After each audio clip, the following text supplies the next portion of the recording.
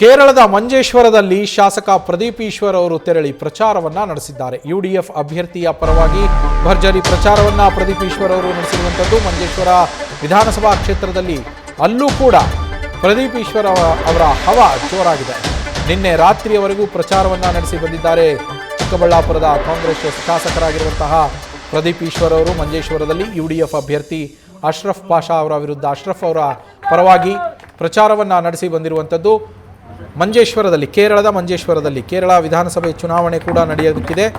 ಹೀಗಾಗಿ ಮಂಜೇಶ್ವರ ಕ್ಷೇತ್ರಕ್ಕೆ ತೆರಳಿ ಯುಡಿಎಫ್ ಅಭ್ಯರ್ಥಿಯಾಗಿರುವಂತಹ ಅಶ್ರಫ್ ಅವರ ಪರವಾಗಿ ಪ್ರಚಾರವನ್ನು ನಡೆಸಿ ಬಂದಿದ್ದಾರೆ ಶಾಸಕ ಪ್ರದೀಪ್ ಈಶ್ವರ್.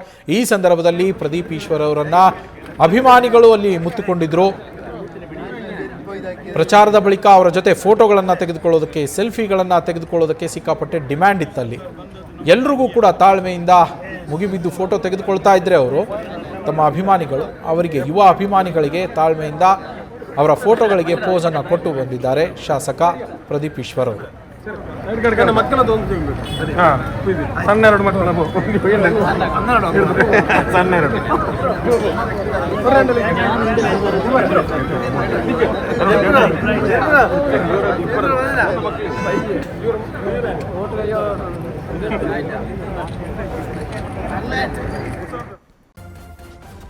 ನ್ಯೂಸ್ ಫಸ್ಟ್ ನಿರ್ಭೀತಿಯಿಂದ ನಿಮ್ಮ ಪರವಾಗಿ.